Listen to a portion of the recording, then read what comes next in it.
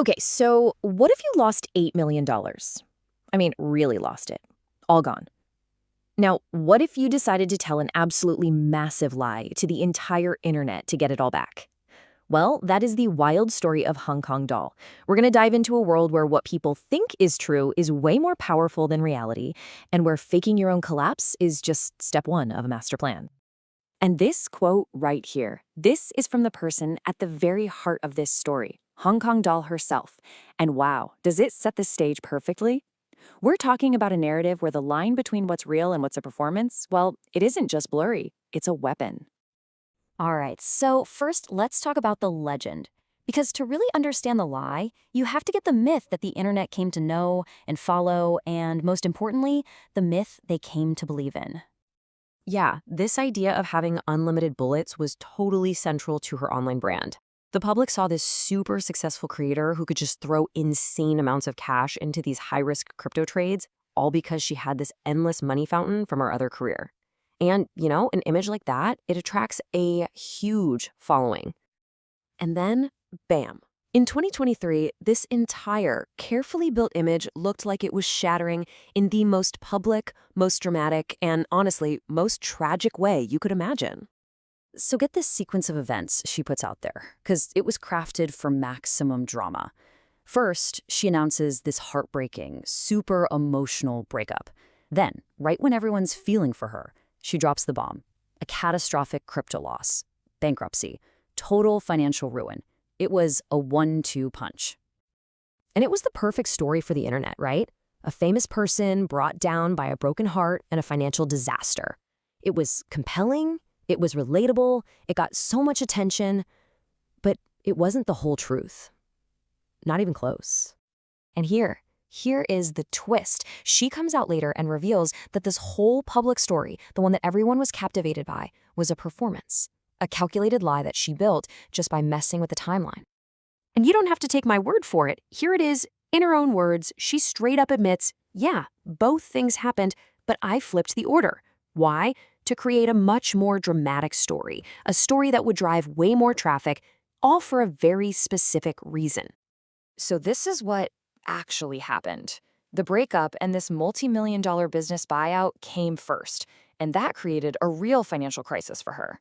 That's what led her to make these desperate, high-risk crypto trades, which then led to the liquidation. It was only after all that went down that she took these two events, flipped them, and launched her public performance.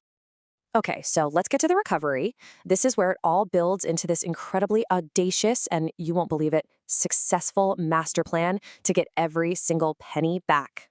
Her entire comeback was built on this Chinese concept, 借假修真. It basically means using falsehood to cultivate truth. The whole idea was to monetize the lie. She was going to use the fake idea that she was still a crypto whale to generate real money. And this was her 4-step playbook. It's kind of genius, actually. Even though her trading account was literally at zero, she kept up the act that she was rich. This brought in advertisers who paid a ton of money to be associated with her, and that ad money, that became her actual trading capital. She literally turned eyeballs into assets. And this was the goal, an $8 million hole. That's how far down she was after the buyout and wiping out in the market. That was the mountain she had to climb to make herself whole again. And what's wild is she started hitting these massive wins. A trade on Athena basically doubled her new capital right off the bat. Then she had a huge score on XPL. But the final piece was this insane $1.8 million profit from something called a DPEG event.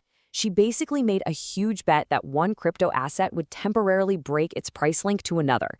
It's a move she says herself was part luck, part guts. So, against all odds, the crazy plan worked. The fake story brought in real ad money. That money funded her trading, and through a mix of serious skill and a whole lot of luck, she clawed back every single dollar of that $8 million she lost. Unbelievable. So, now what? She's recouped all her losses, she's pulled off this insane strategy. You'd think she'd just double down, right? Nope. Her whole perspective, her goals, they've changed completely. That adult film business she fought so hard to keep, It's now just a passive income machine for her, making over $1 million a year without her even making new content. And her main focus now is something you'd never guess. She's gone back to school. She's a full-time student. And she explains it as building a foundation that can actually hold up the weight of her wealth. She realized that having money without the knowledge or the social capital to manage it, well, it can vanish. So now she's investing in herself to break through what she calls her own embarrassing ceiling. And after going through this whole crazy journey, she's boiled down some key lessons for anybody new to crypto. Find your people, get outside your information bubble, and for the love of God, manage your risk. Don't make the same desperate mistakes she did. I mean, what a story. It really makes you question everything about authenticity, about performance, and about what it really takes to make it in this digital age. Is this a cautionary tale?